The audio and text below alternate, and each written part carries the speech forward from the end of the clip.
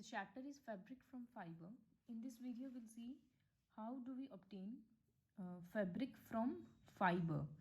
So fiber is like अलग अलग threads जैसा होता है, कॉटन का, जूट का, उससे इस तरह का बड़ा बड़ा फैब्रिक्स कैसे बनता है उसके बारे में पढ़ेंगे। तो फाइबर्स का दो सोर्स होता है, प्लांट्स का और एनिमल्स का। जैसे प्लांट फाइबर्स में कॉटन और जूट आता है और एनिमल फाइबर्स में वुल आता है, सिल्क आएगा, इस तरह से। तो इस चैप्टर में हम लोग मेनली एनिमल फाइबर्स के बारे में पढ़ेंगे। फर्स्ट वन इज़ वुल। तो कुछ कुछ एनिमल्स का इस तरह से बॉडी कोटिंग होता है जो बहुत सॉफ्ट होता है, फाइन हेयर का बना रहता है, जिसको फ्लीस बोलते हैं। वो बॉडी कोट को फ्लीस बोलते हैं। जैसे शिप, कोट, कैमल, याक, इन सब का फ्लीस होता है, उससे वुल निकाला जाता है। फिर वुल का फाइबर से फैब्रिक बनाया जाता है। तो although wool is obtain from the fleece of many animals, sheep का वुल ज़्यादा कॉमन होता है। और भी वुल का दूसरा वैराइटीज़ है, जैसे अंगोरा, पश्मीना, शाहतूश, लेकिन शिप का वुल सबसे ज़्यादा कॉमन है।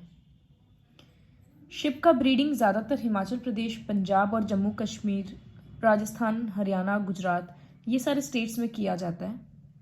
ग्रास, लीव्स और पल्सेस खिलाया जाता है। ऑयल केक्स मतलब मस्टर्ड ऑयल या किसी भी ऑयल सीड का केक बनाकर, उसको जमा कर बड़ा बड़ा केक जैसा बनाया जाता है, उसी को ऑयल केक बोला गया। तो ये सब चीज़ खिलाया जाता है। जब वो कोटिंग एकदम थिक हो जाता है तब उसको शेविंग के जैसे निकाला जाता है, फिर उसमें से वुल निकालते हैं। वुलन क्लोथ्स हम लोगों को ठंड में प्रोटेक्ट कैसे करता है, ये हम लोग हीट चैप्टर में पढ़े हैं। वुलन क्लोथ्स एयर ट्रैप कर लेता है and air is a bad conductor of heat, तो वो बॉडी का हीट को बाहर जाने नहीं देता है।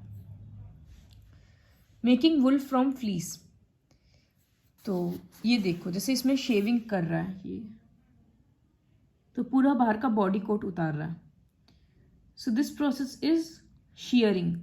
The fleece of ship along with a very thin layer of dead cell is removed from the body. काफ़ी पतला लेयर निकाल लिया जाता है। इस फ्लीस में बहुत गंदगी होता है, डर्ट होता है, ग्रीस होता है, तो इसको गर्म पानी में साफ़ किया जाता है डिटर्जेंट डालकर। उसको बोला जाता है स्कॉरिंग। फिर the process of separating hair of different textures from the fleece is called sorting. अलग अलग साइज़ का हेयर स्ट्रैंड्स को अलग किया जाता है, जिसको सॉर्टिंग बोलते हैं। The sorted fibres are scoured again, वापस से उसको साफ़ किया जाता है और फिर सुखाया जाता है। सॉर्टिंग करना एक हजार्डस काम है, डेंजरस काम है, क्योंकि इसमें मतलब इन्फेक्शन का बहुत चांसेस रहता है, क्योंकि एनिमल के बॉडी में बहुत जर्म्स रहता है। जो इंसान एक एक करके धागा निकाल रहा है, वो उससे बैक्टीरिया या वायरस उस इंसान के अंदर जाने का बहुत ज़्यादा चांसेस होता है। तो इसी वजह से उससे जो डिजीज़ होता है उसको सॉर्टर्स डिजीज़ बोलते हैं। फिर जब सॉर्टिंग हो गया, फिर से स्कॉरिंग हो गया, उसके बाद डाइंग होता है।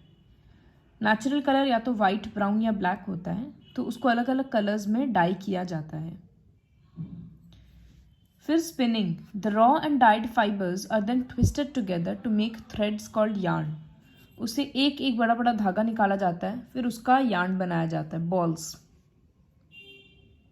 यार्न का थ्रेड लंबा भी हो सकता है, छोटा भी हो सकता है। अगर थ्रेड लंबा है तो उससे स्वेटर्स, मफलर्स, कैप्स ये सब बनेगा, और अगर छोटा है तो वुलन फैब्रिक जैसे कोट्स, ट्राउजर्स, जैकेट, शॉल, ये सब बनेगा। So this was all about wool. Next is silk. Silk worm से मिलता है, और सिल्क वॉर्म्स को मलबेरी लीव्स पे फेड कराया, मतलब मलबेरी लीव्स खिलाया जाता है। सिल्क वॉर्म को रियर करना सेरीकल्चर कहलाता है। रियर करना मतलब उसको पालना, time to time mulberry leaves feed कराओ और साफ़ सफाई करना, ये सब चीज़। तो अलग अलग सिल्क वॉर्म से अलग अलग वैराइटीज़ ऑफ सिल्क मिलता है हम लोगों को। तो इसमें हम लोग सिल्क वॉर्म का लाइफ साइकिल के बारे में पढ़ेंगे। सो ये जो प्रोसेस है कि obtaining silk from silk moth, सबसे पहले सिल्क वॉर्म्स को रियर करना पड़ेगा। इसी में हम लोग उसके लाइफ साइकिल के बारे में पढ़ेंगे। So silk moth is a large white insect. एक female silk moth hundreds of eggs देती है, जिसको सूटेबल टेम्परेचर में स्टोर किया जाता है। These eggs hatch to produce larva. फिर इससे लार्वा निकलता है जिसको कैटरपिलर्स या सिल्कवॉर्म्स बोलते हैं।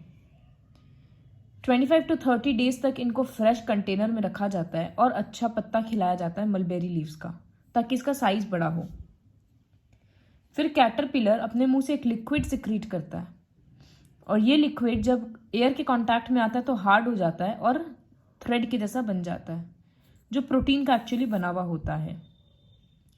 तो कैटरपिलर अपने आप को इस तरह से, देखो, सिल्क मॉथ एग दे दिए, एग से सिल्क वॉर्म निकला, सिल्क वॉर्म इस तरह से अपने आसपास ककून सिल लेता है, इसके अंदर है वो सिल्क वॉर्म या वो कैटरपिलर इसके अंदर है। तो पूरा इस तरह से अपने आप को कवर कर लेता है, इसी कवरिंग को ककून बोलते हैं। The silk worm develops into a silk moth inside the cocoon. तो सिल्क वॉर्म से सिल्क मॉथ, इसी ककून के अंदर वो डेवलपमेंट होता है। तो इस तरह से ककून, ये देखो ककून बाहर आ रहा है, मॉथ बाहर आ रहा है ककून से। तो इस तरह से ये सारे ककून्स को कलेक्ट कर लिया जाता है और स्टीम दिखाया जाता है। तो स्टीम देने से इसका अलग अलग धागा अलग हो जाता है, एक एक थ्रेड सेपरेट हो जाता है। उसी प्रोसेस को रीलिंग बोलते हैं। So first step is rearing of silk worm. दूसरा है reeling. The cocoons are collected and exposed to steam. The silk fibers then separate out from cocoons. This process is called reeling. Dyeing, फिर इसको colour किया जाता है और thread बनाकर weave किया जाता है ताकि सिल्क का इस तरह से कपड़ा बन पाए। China ranks first in the world in silk production, उसके बाद इंडिया है। So these are the various steps in formation of silk. And वो पहले वाला प्रोसेस था सारा obtaining wool from fleece. So the chapter is very easy. Learn this chapter after watching the video.